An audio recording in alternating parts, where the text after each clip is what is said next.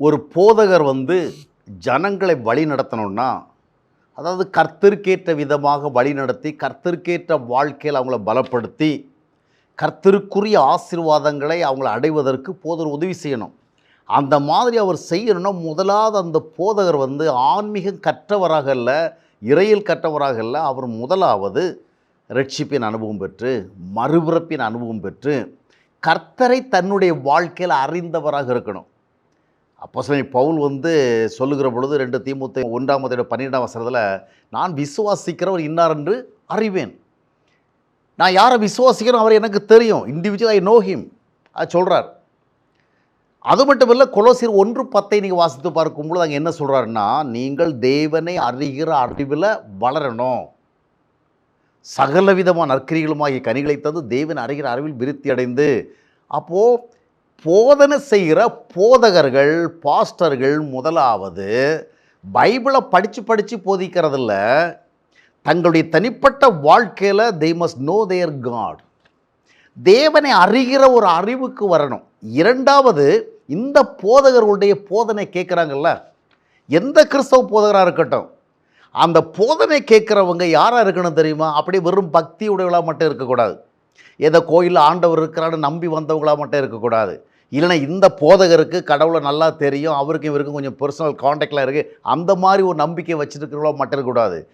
போதிக்கிற போதகரும் கர்த்தரை அறிந்திருக்கணும், போதனைகளை கேட்கிற விசுவாசிகளும் ரட்சிக்கப்பட்டு மனம் திரும்பி மறுபிறப்பின் அனுபவம் பெற்று தேவாவியார் வழிநடத்தப்பட்டு தேவனை அறிகிற அறிவை பெற்றிருக்கணும்.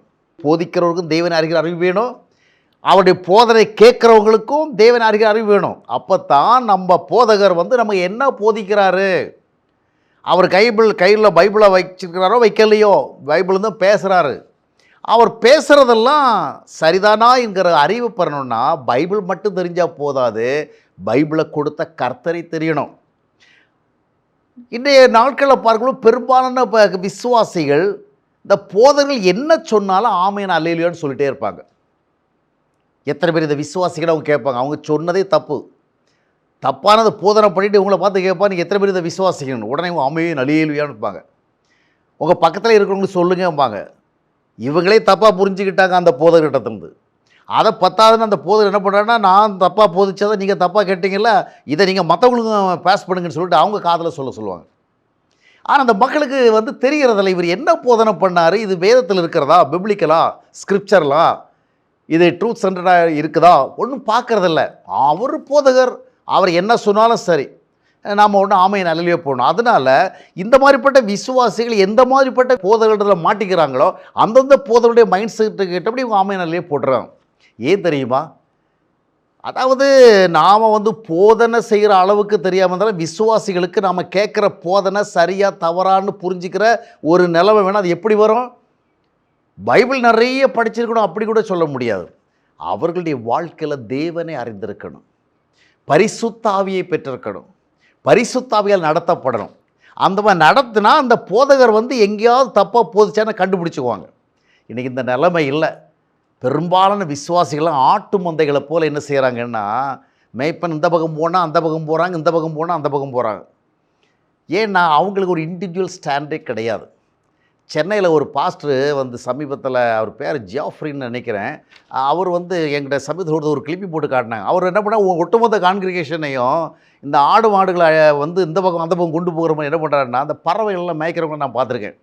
அவங்க என்ன பண்ணாங்க, குச்சியை வச்சுக்கிட்டு என்ன பண்ணாங்கன்னா ஒட்டுமொத்த பறவைகளையும் ஒரு நேரம் இந்த பக்கம் தள்ளுவாங்க, இன்னொரு இந்த பக்கம் தள்ளுவாங்க. அதை மாதிரி இந்த ஜாஃப்ரிங்கிற பாஸ்டர் என்ன பண்ணுறாருன்னா, அவருடைய ஒட்டுமொத்த கான்கிரிகேஷன் எல்லாமே ரட்சிக்கப்பட்ட மக்கள் கூட்டமாக சொல்லப்படுறவங்க.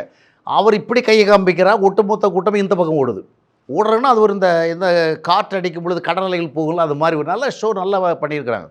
அதை மாதிரி அங்கேருந்து அவர் என்ன பண்ணுறாருன்னா இந்த பக்கம் கையை காட்டுறாரு, ஒன்று இந்த பக்கம் ஓடி வராங்க.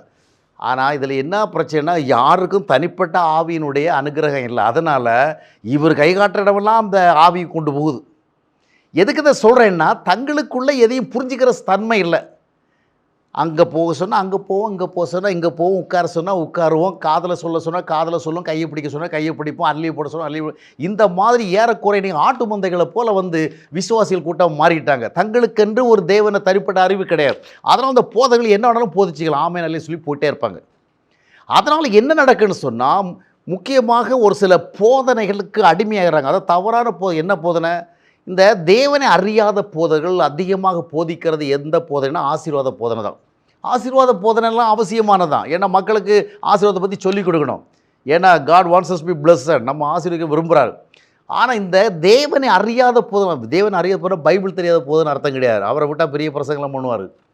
ஆனால் தனிப்பட்ட வாழ்க்கையில் தேவனை அறிகிற அறிவை பெற்றவர்கள், அவருக்கு சக்தி இதுதான் அப்படிங்கிறது தெரியாது.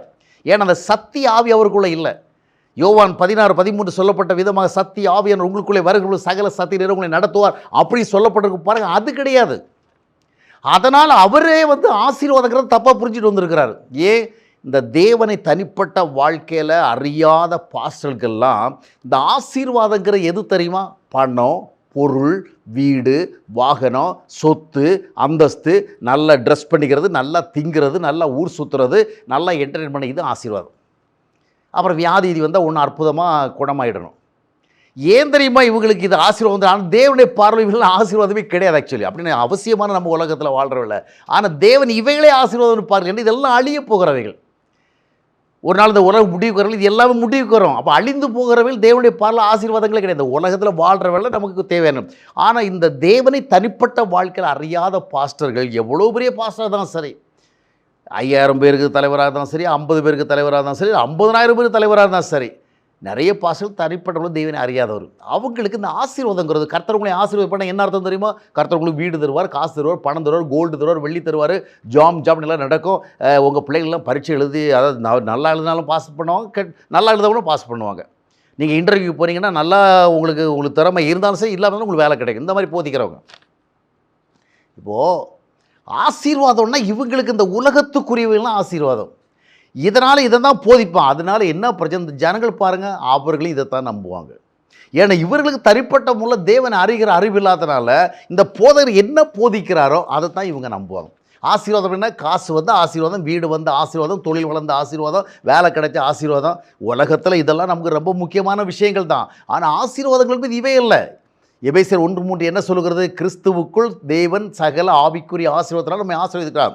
தேவ உறவு என்கிற ஆசீர்வாதம், தேவ ஐக்கியம் என்கிற ஆசீர்வாதம், தேவ அன்பு என்கிற ஆசீர்வாதம், தேவனோடு இணைந்து வாழ்கிற ஆசீர்வாதம், பரிசுத்தம் என்கிற ஆசீர்வாதம், நித்திய நம்பிக்கை என்கிற ஆசீர்வாதம், ஒழுங்கு உண்மையுள்ள ஒரு வாழ்க்கை என்கிற இதுதாங்க ஆசீர்வாதம். தேவ உறவோடு, சமாதானத்தோட, சந்தோஷத்தோட, நம்பிக்கையோட, தைரியத்தோட, அப்போஸ்தலன் பவுல் சொல்கிறது போல, பிலிப்பியர் 4:14 சொல்கிறது போல, எந்த நேரமும் பண்ண மனரமியமாக இருக்கிற அதாங்க ஆசீர்வாதம். இந்த ஆசீர்வாதம் தான் போதகருக்கே தெரியாது. அவர் எப்போ பார்த்தாலும் உங்களுக்கு வீடு கிடைக்கும், வசதி, உங்களுக்கு ரெட்டத்தனையாக, மூன்றத்தனையாக, எது சொன்னாலும், எது ரெட்டத்தனைனால் 2 வீடு, மூன்றத்தனையாக 3 வீடு, ஆமாம், எல்லாம் டபுள். அந்த மாதிரி இவர்களுக்கு இந்த ஆசீர்வாதங்கிறதே தெரியாது. அதனால் இவர் போதகர் என்ன சொல்கிறாரோ அதையே இந்த விசுவாசம் கேட்டிருப்பாங்க. அடுத்த கட்டத்தில் பார்த்தீங்கன்னா ஒரு கூட்டம் போதகர்கள் ஆராதனை ஆராதனை ஆராதனை, தாவீதை போல நம்ம ஆடி பாடி தூள் கிளப்பி ஆராதிக்கிறது ஆண்டவர் விரும்புகிறார். இதுக்கு தான் இயேசுநாதர் சிலுவையில் மரித்தார்.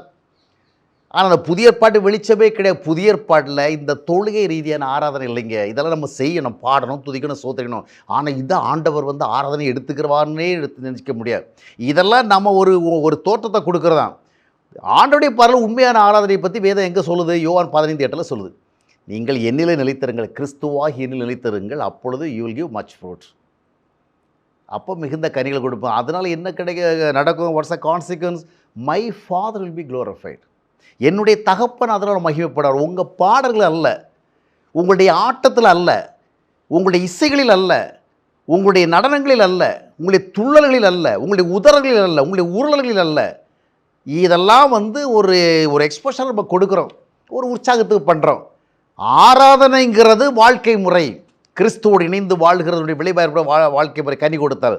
இந்த போதகர்களுக்கு இது தெரியாதல்லவா? ஏன்னா அவங்க ஒருவேளை இறையில் கற்றிருந்தால் கூட, இல்லைன்னா வேறு ஏதாவது ஒரு மூத்த பாஸ்டர் மூலமாக கற்றுக்கிட்டு இருந்தால் கூட அவங்களுக்கு தெரிஞ்சதில் என்ன தெரியுமோ? ஆண்டவர் இதில் தான் மையப்படுறார், இதுக்கு தான் ஒன்றா படைச்சி வச்சுருக்கிறார், நீ ஆடணும், துள்ளணும், குதிக்கணும். ஆமாம், அப்போது நிறைய இன்றைக்கி ஆடுறதும் பாடுறதும் கூத்து போடுறதும் விசில் அடிக்கிறதும் ஊழையிடுறதும் என்ன நம்ம ஷேட்டப் பண்ணுறது எல்லாமே என்ன ஆகி போச்சுன்னா இப்போ ஆராதனை ஆகி போச்சு. இந்த மக்கள் என்ன பண்ண ஆடுன்னு ஆடுவான், வலது கையை உயர்த்துக்கலாம், வலது கையை உயர்த்துவாங்க, இடது கையை உயர்த்துறாங்க, இடது கையை பக்கத்தில் உள்ள கையை பிடிச்சிக்குவாங்க, ஆடுங்க, வலது காலை தூக்குங்க, இடது காலை தூக்குங்க, எல்லாம் பண்ணுவாங்க.